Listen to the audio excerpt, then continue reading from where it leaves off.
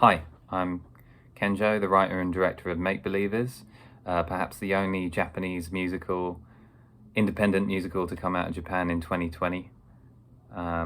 This is our world premiere, and I'd like to thank you very much for coming to the screening. Make Believers is the culmination of about 6 years of writing and about a year of pre-production where we choreographed and rehearsed and composed the musical sequences and the score and got ready to shoot over 12 days at the end of 2019. Yes, it's been a really long journey and very excited that we are able to show the film finally. So I won't speak too much about the story or the themes. I'll leave that to you, the audience. But I will say that the film is about two lost souls who are trying to navigate their lives and find themselves and also find romance and love and learn to dance as well. And it's also a story about a father and son and their relationship. And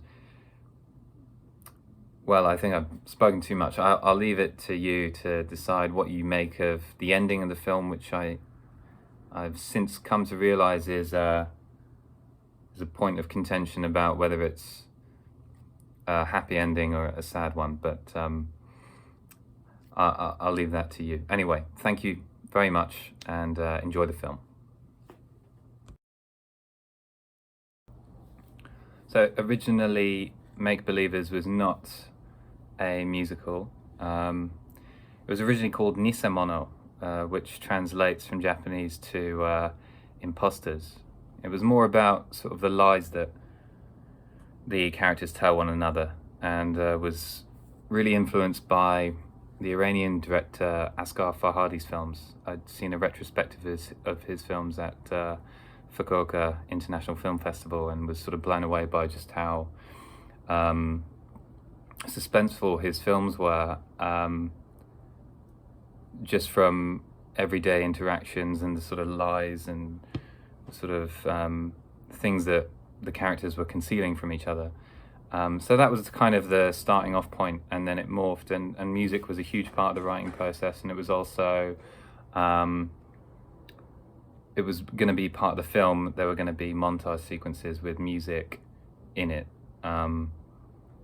So it was always a big part, but the decision to make it into a musical came about a year out from shooting, and I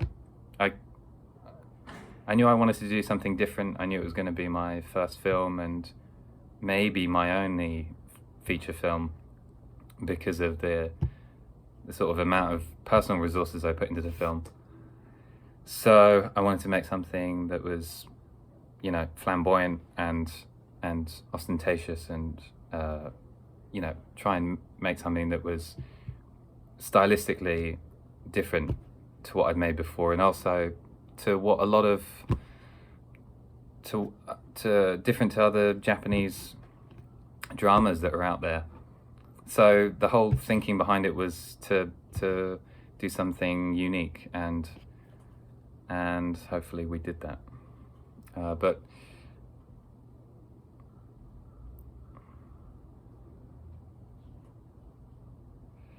and just lastly,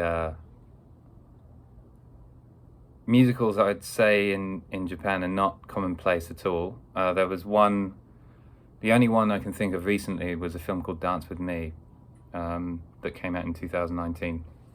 But generally, the Japanese are not known for making musicals, and I think it would be fair to say that dancing is not a huge part of the culture. So again, this was an opportunity to do something different with this film that, you know, it's not every day you get a Japanese musical, basically.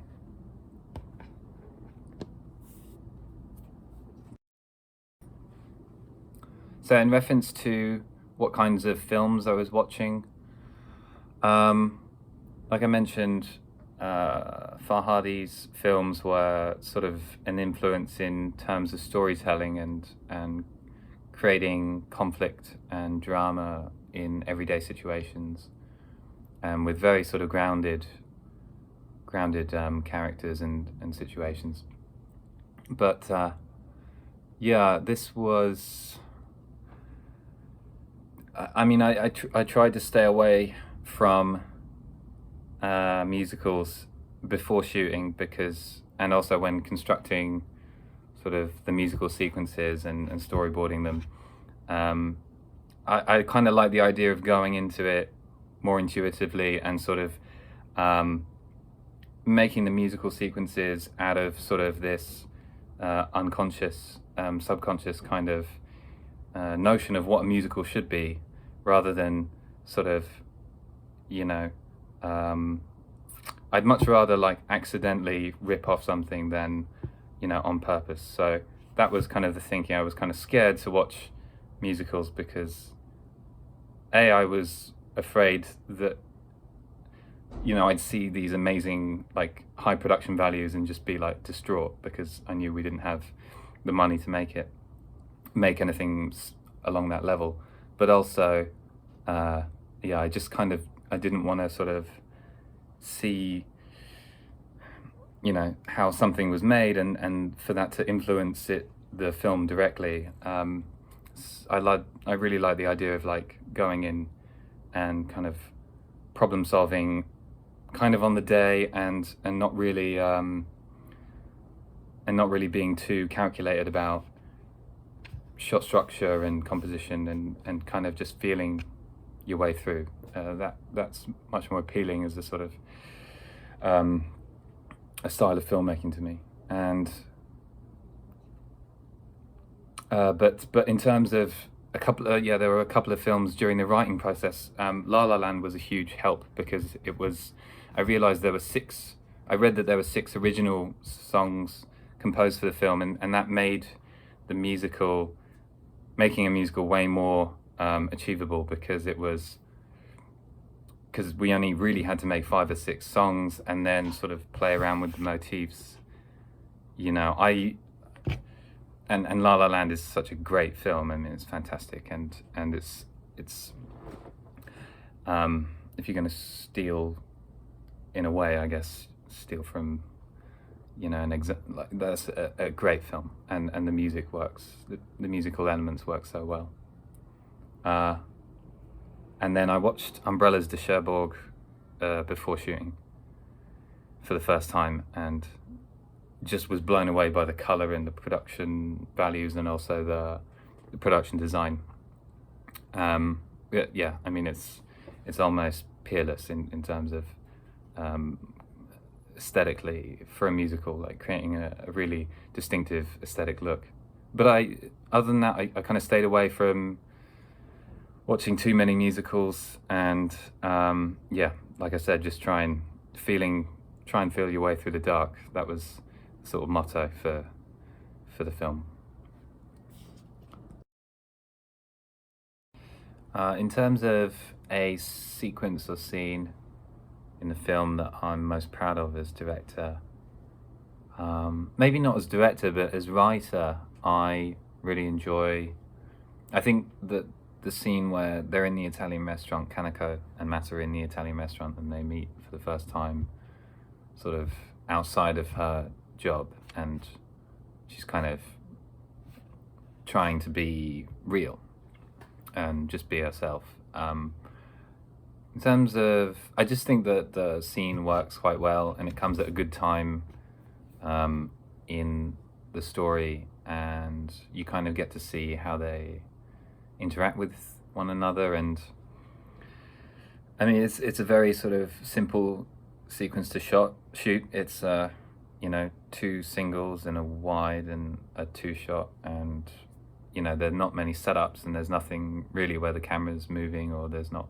It just, I think the gaffer did a great job with the lighting, particularly on Kaneko's side. It looks like really kind of weirdly golden. I don't know how we got that level of that kind of color there. And And yeah, I think the performances are great in it, and it's just a very nice sequence where we kind of get to see them sit down with one another and just try and get to know each other and try to relax into their own skin.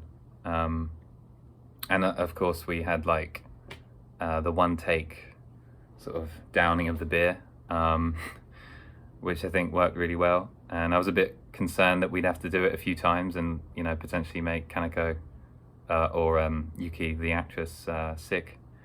But she managed to do it in one shot, and we also had to push in the camera and, you know, keep focus, and everything worked in that first shot. And so we only did it once. And so nothing really that I had to do in particular, but in terms of sort of story structure and narratively, and in terms of performances, that is, I think, just the scene I like the most in the film, having seen it 100 times now. So this is in reference to something unexpected happening that led to something memorable. Yes, so the first thing that we shot was the second, of anything that we shot, was the second musical sequence in the film where Kaneko is dancing outside at night. And the piece is called Someone Else. And it was supposed to be shot in this sort of open plaza that looks very European. It has kind of cobblestones and sort of very unusual kind of brickwork in the buildings in that area, and it kind of looks like an Italian back street or a square. And we were planning to shoot there at about 6 p.m. to gather there, and we got there, and I got there early, and I realized to my horror that there was kind of this fair going on, and there was like stalls and, you know, hundreds of people, and so we weren't able to shoot that. And the DP Cater was adamant that we should reschedule, and I said, let's just take a look behind the building, because I know there's a train track and I know that there's sort of a path behind the building, so let's go and take a look. And we had a look, and it had these amazing street lamps that looked like they're from, you know, late 19th century England. And so yeah, we decided to shoot there, and it worked out incredibly well. And we have the sort of the lights from the trains as they pass, you know, and yeah, I mean, this was a far better location than the one that we'd originally envisaged for the shoot. And one other thing was that during the shoot it was scheduled to rain, and we were kind of worried, so we're sort of rushing through it. And also, like, none of us had met before, really. I think maybe we had one production meeting, but it was the first time that everyone was together. We had a real skeleton crew, but we were all kind of like working it out as we went along, which is, you know, when filmmaking gets really exciting. But so we were shooting, and then we had about half of the song left to shoot, and it started pouring, and we had to go and hide for about 15 minutes, or go and take some shelter. And then we came out, it had just gone after 15 minutes, and there was no more rain, but we had this amazing wet down of the whole street. And a wet down in filmmaking is where they just cover the concrete or asphalt in water to make it reflect lights, and it works best at night. And so we got this free, you know, shower from the movie gods, and the whole thing was, you know, looked beautiful. And that was just an amazing, you know, when does it ever rain for 15 minutes and just stop, and then, you know, you can carry on with your shoot. It was very serendipitous. So that was a real lucky sort of accident, a happy accident that I think it's going to be hard to top that in any film I ever make from now.